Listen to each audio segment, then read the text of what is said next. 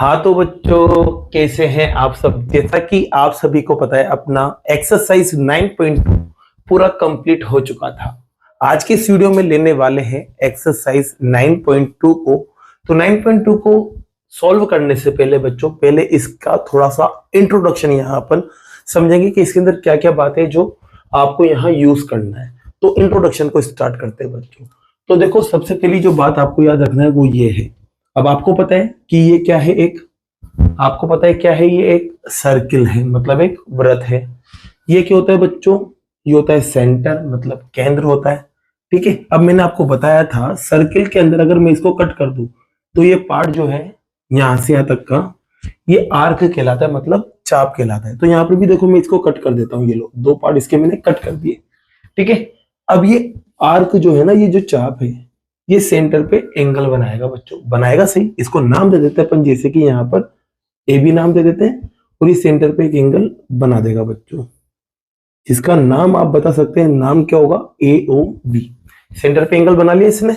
अब यही आर्क, इस आर्क को छोड़कर जो बाकी का जो रिमेनिंग पार्ट है, वहां पर अगर एंगल बनाए, जैसे कि यहां बनाओ, यहां बनाओ, यहां बनाओ, यहां पॉइंट लेके बनाओ, यहां पॉइंट लेके बनाओ, जहां आपका मन है वहां बनाओ बच्चों। तो मैं पॉइंट एकदम ऊपर ही ले लेता हूं, और यहां पर एक एंगल मैंने फिर से बना लिया। ये पॉइंट मैं मान लेता हूं, नाम क्या है इसका, डी है।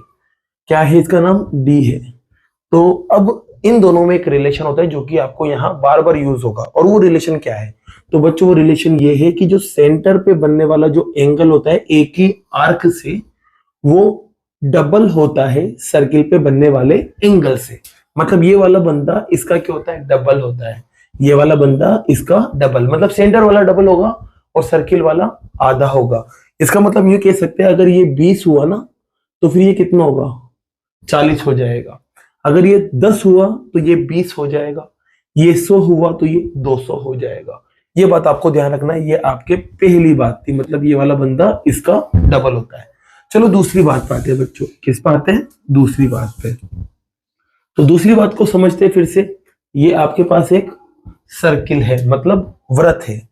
अब ये इसका सेंटर होगा बच्चों, नाम ओ दे देते हैं। वापस से एक आर्क ले लेते हैं, नाम है ए और बी। अब पहले तो मैंने क्या किया था, एक सेंटर पे बना रहा था और एक सर्किल पे बना रहा था। लेकिन अब दोनों के दोनों ही मैं सर्किल पे बनाऊंगा, मतलब वृत्त पर बनाऊंगा बच्चों एंगल। तो एक पॉइंट यहां ले लेते हैं, चलो इसके लिए अपन, जिसका नाम दे देते हैं सी। तो यहां पर आपके पास सी पर एक एंगल बनेगा ए और बी से, जिसका नाम होगा ए सी बी। बनेगा नहीं बनेगा बच्चों, ऐसे ही एक पॉइंट में यहां ले लेता हूं, इसका नाम दे देता हूं मैं डी। क्या नाम दे देता हूं, डी। तो ए से डी पे एंगल बना सकते हैं अपन, ये देख सकते हो आप, जिसका नाम होगा ए डी बी।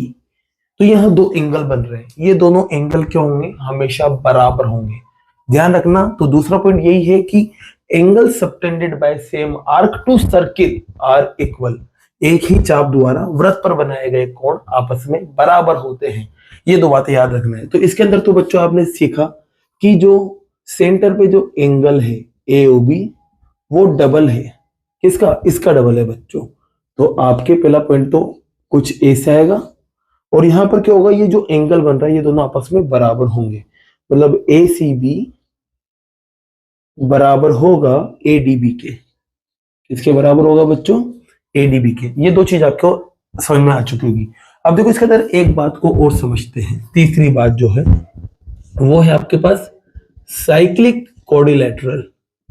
क्या है बच्चों, साइक्लिक कोऑर्डिलेटरल, जिसे हिंदी में बोला जाता है चक्रीय चतुर्भुज। ठीक है बच्चों। अब ये होता क्या है, तो बच्चों आपको इसके बारे में तो पता है, कोऑर्डिलेटरल के बारे में, मतलब चतुर्भुज के बारे में।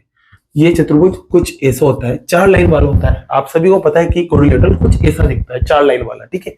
अब आपको पता है बच्चों, ये जो पॉइंट होते हैं ये क्या कहलाते हैं, इसके ये कहलाते हैं वर्टिक्स, जिसे हिंदी में बोला जाता है शीर्ष। ये कहलाते हैं। ठीक है। अब आपको इसके बारे में तो पता चल गया, क्या 4 लाइन वाले को बोला जाता है ये, और जो कोण है तो उनको बोला जाता है ये।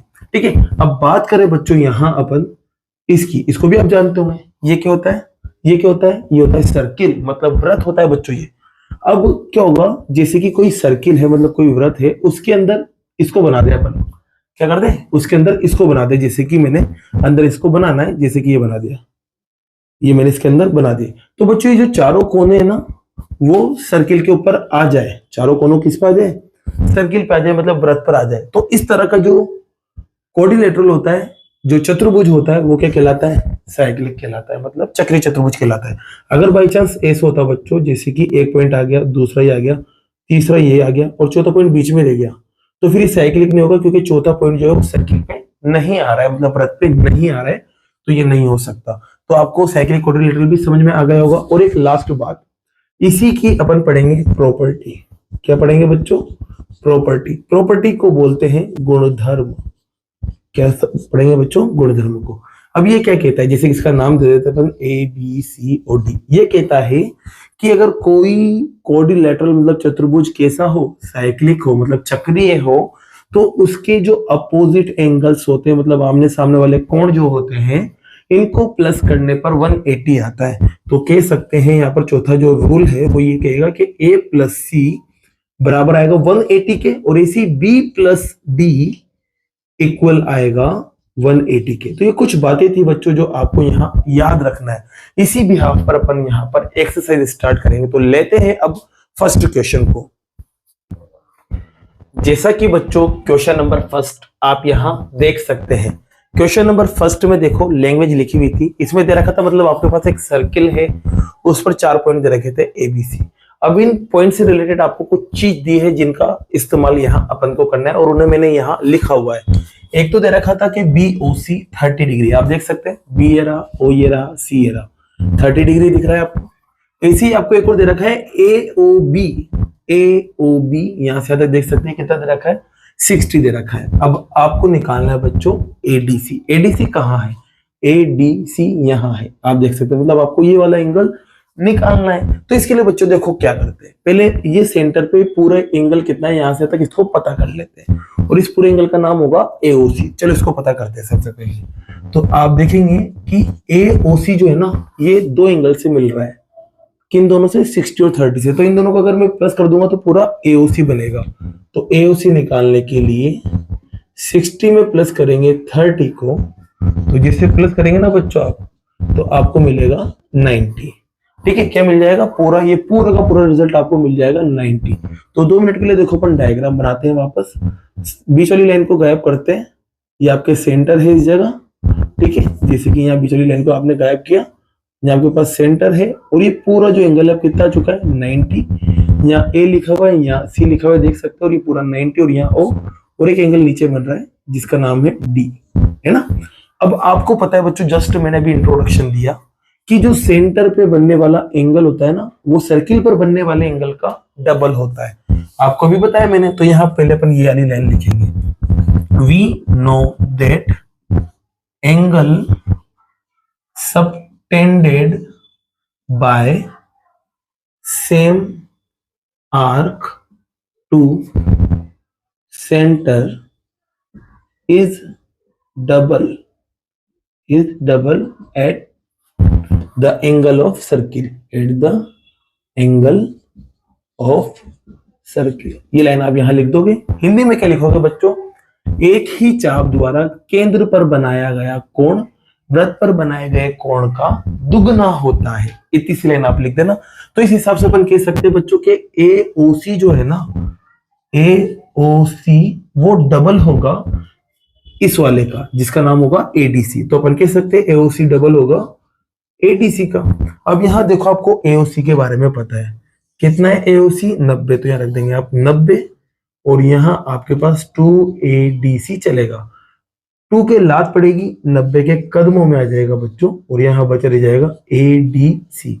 ये कट जाएगा इससे कितनी बार, 45 बार। तो आपको ADC मिल जाएगा, कितना मिलेगा, 45।